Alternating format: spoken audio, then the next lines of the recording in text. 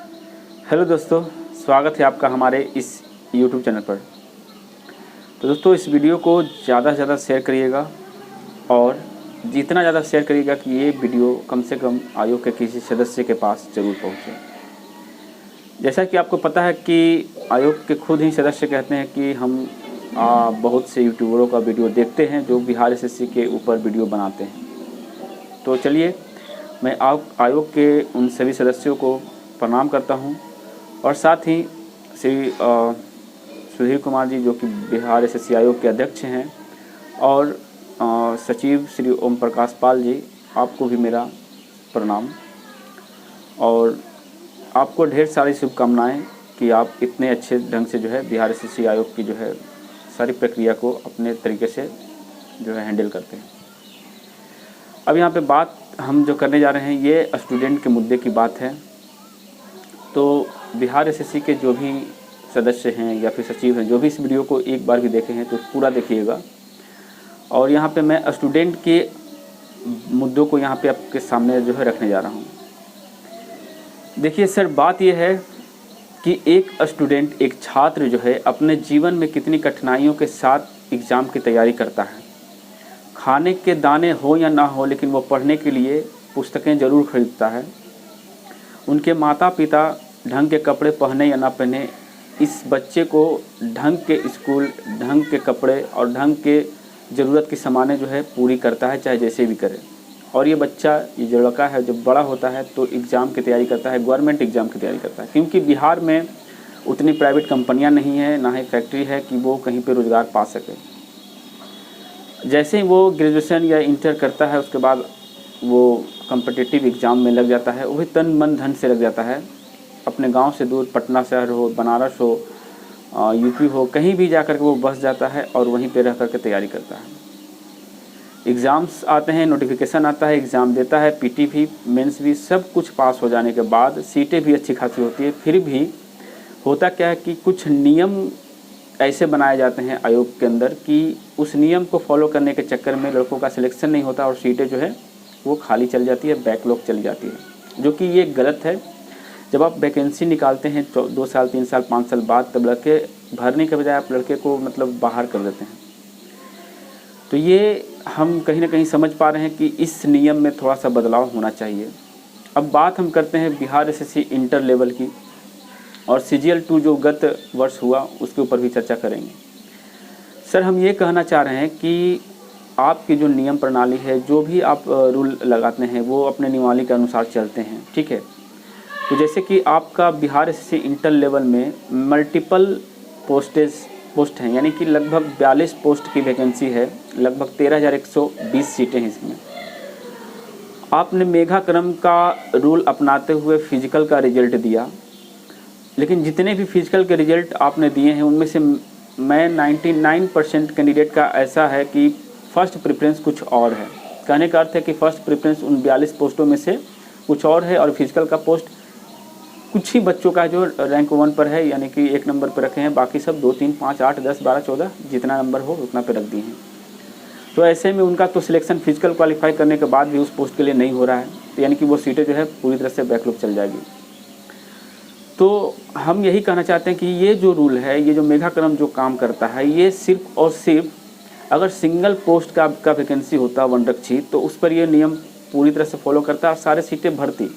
लेकिन ये नियम यहाँ पे अपनाने के बाद जब मल्टीपल पोस्ट सभी का सिलेक्शन किया हुआ है, तो उस सिचुएशन में ये सीटें खाली जा सकती है, जो कि नहीं होना चाहिए सर। क्योंकि हम सभी जितने भी छात्र हैं 7 साल या 8 साल या फिर 4 साल 5 साल जो भी समय बिताए हैं, इसी उम्मीद पे बिताए हैं कि एक वैकेंसी, एक सीट जो है हमारा उसमें पक्का हो जाएगा।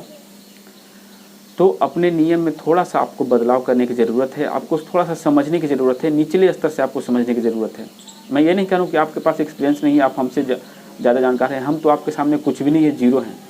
लेकिन मैं अपनी सलाह दे रहा हूँ क्योंकि आप के आदेश के अनुसार हम लोग आयोग नहीं पहुँचे हैं, क्योंकि आपका भी काम में थोड़ा रुकावट आती है। आप खुद कहते हैं कि आयोग मत आया करो, तो इसलिए आयोग न गए, तो कम से कम इस वीडियो के माध्यम से आप हम सभी की आवाज़ को जो है सुनिए। और बात आती है अब यहाँ पर कि आपने 52,784 कैंडिडेट को योग्य माना है, मीन्स क्वालिफाइड कैंडिडेट को योग्य माना है। जब आप सभी को योग्य मानते हैं तो 13,100 सीट पदों पर पूरी तरह से भर्ती होनी चाहिए। एक भी सीट खाली नहीं जाना चाहिए, ये आपको करना चाहिए सर, क्योंकि इसी में हम सबका भविष्य जुड़ा हुआ है। और 52,000 जितने भी कैंडिडेट हैं इनको पूरा का पूरा उम्मीद अभी इसी के ऊपर टिपका हुआ है, क्योंकि आपने ऐसा भी कोई लिस्ट नहीं दिया जिसमें ये पता चले कि इतने लड़के ही मेंस पास किए हैं, उसके बाद इनका फिजिकल इतना का होगा और इतना का जो है टाइपिंग होगा। तो खैर आपने फिजिकल का तो लिस्ट दे दिया, जिसमें कुछ लड़के संतुष्ट हो गए कि चलो हम भी लोग का जो है फिजिकल करना है, बाकी लोग नहीं करेंगे। लेकिन अभी टाइपिंग का लिस्ट अभी तो आपने दिया नहीं है। तो टाइपिंग हर बच्चा कर रहा है, 52,784 बच्चे टाइपिंग कर रहे हैं। तो क्या आप उन सभी को टाइपिंग के लिए बुलाइएगा?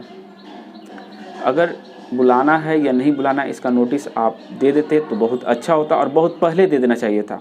जिस समय रिजल्ट आपने पब्लिश किया उसी समय आपको रिजल्ट ये दे देना चाहिए था कि किसका टाइपिंग होगा और किसका नहीं होगा। और दूसरी बात कि टाइपिंग से रिलेटेड आज तक कोई नोटिस आपने नहीं दिया। कुछ समाचार पत्रों के माध्यम से ये पता चला कि आप स्पीड 30 हिंदी में और 40 इंग्लिश में ले रहे हैं। तो ये बात उनको बता रहे हैं जो एग्ज़ाम में नहीं बैठने वाले हैं। जो एग्ज़ाम में बैठेंगे उनको ये बात आप पहले से क्यों नहीं बताया? अगर नोटिफिकेशन 7 सालों के बीच में अगर कभी भी डाल दिए होते हैं तो हम लोग कुछ भी नहीं विरोध करते और हमें भी कुछ प्रॉब्लम नहीं होता। लेकिन एग्ज़ाम के 1 सप्ताह या 2 सप्ताह पहले आप बताइएगा कि इतना स्पीड लेंगे, इतना एक्यूरेसी देंगे, तो इस पर लोग की क्या प्रतिक्रिया हो सकती है? मतलब हम सारे स्टूडेंट के साथ आप क्या करना चाहते हैं, हमें खुल के बताइए। कोई भी बच्चा इस बात का विरोध कर सकता है। बच्चा क्या, बड़ा बड़ा अधिकारी भी इस बात का विरोध करेगा कि नोटिफिकेशन में आपने स्पीड मेंशन नहीं किया है और अभी आप स्पीड लेने जा रहे हैं, वो भी इतना हाई स्पीड लेने जा रहे हैं 40 और 30 का कम्बिनेशन, जो कि बहुत ही मुश्किल है उन कैंडिडेट के लिए जो जानते ही नहीं थे कितना स्पीड ले सकती है कोई भी आयोग। तो हम यही चाहेंगे कि आप जल्द से जल्द इस चीज़ को जो है संज्ञान में लीजिए और स्पीड के ऊपर थोड़ा दूसरी तरह से सोच विचार करिए। और साथ ही हम सारे जितने भी स्टूडेंट हैं इन सबके जो है भविष्य के बारे में बढ़िया से सोचिए सर। ये मामूली चीज़ नहीं है किसी स्टूडेंट का लाइफ के साथ जो है इस तरह से भेदभाव करना। बात है दोस्त सर कि यहाँ पे जितने भी स्टूडेंट हैं वो अभी तक असमंजस में हैं कि उनका सिलेक्शन इसमें होगा या फिर नहीं होगा, क्योंकि रिजल्ट तो सबका आपने दिया है, सभी आशा लगे रखे हुए हैं। मेघाक्रम का अनुसार आप दीजिएगा, पोस्ट वाइज दीजिएगा, क्या करिएगा, कुछ तो डिक्लेयर नहीं किया गया है।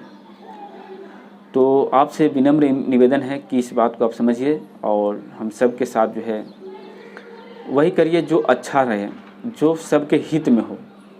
कभी कभी नियमावली भी काम नहीं करती है, उस जगह पे आपको खुद का नियम लगाना चाहिए।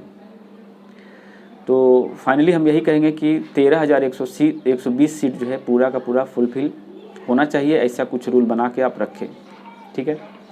और दूसरी बात स्टूडेंट के लिए है कि जो भी छात्र हैं वो अफवाहों से दूर रहिए और अपनी तैयारी में लगे रहिए। फिजिकल है, टाइपिंग है, जो भी आप लोग करते रहिए। नोटिस आना है तो आज आ सकती है, हमें तो उम्मीद कम लग रही है कि आज नोटिस आए, क्योंकि कोरोना का जो प्रकोप अभी देखने को मिल रहा है उससे तो नहीं लग रहा है कि एग्ज़ाम किसी शर्त पे इस मंथ होने की संभावना दिख रही है।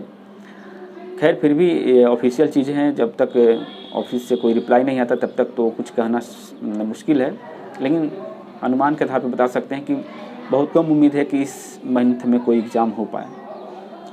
और बात करें दोस्तों फिजिकल की, कुछ लोग कह रहे थे फिजिकल कब आएगा। देखिए ये ऑफिशियल चीज़ है, लेटर जब वहाँ पे आएगा तब वो डेट के साथ आपको बता देंगे कि कब और कहाँ पे ये जो है फिजिकल की प्रक्रिया स्टार्ट की जाएगी, ठीक है। इसके लिए आपको घबराने की ज़रूरत नहीं है।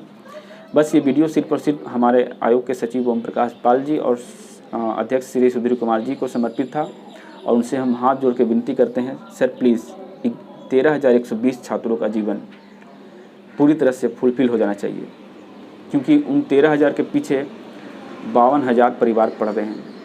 उन 52,000 परिवारों के भरोसा को यूँ ही जाने मत दीजिएगा सर, क्योंकि बहुत सारे आपके वैकेंसी में मैंने देखा है सीटें जो हैं खाली चली जाती है। इसका रीज़न क्या है हमें नहीं पता। अयोग्य तो लोग लड़के होते नहीं, क्योंकि कैंडिडेट की संख्या कम नहीं है अपने बिहार में या भारतवर्ष में, कैंडिडेट बहुत ज़्यादा हैं। आप जैसे कैंडिडेट खोजेंगे वैसा मिलने वाला है, ऐसा बात नहीं कि आपके अनुसार नहीं मिलेगा।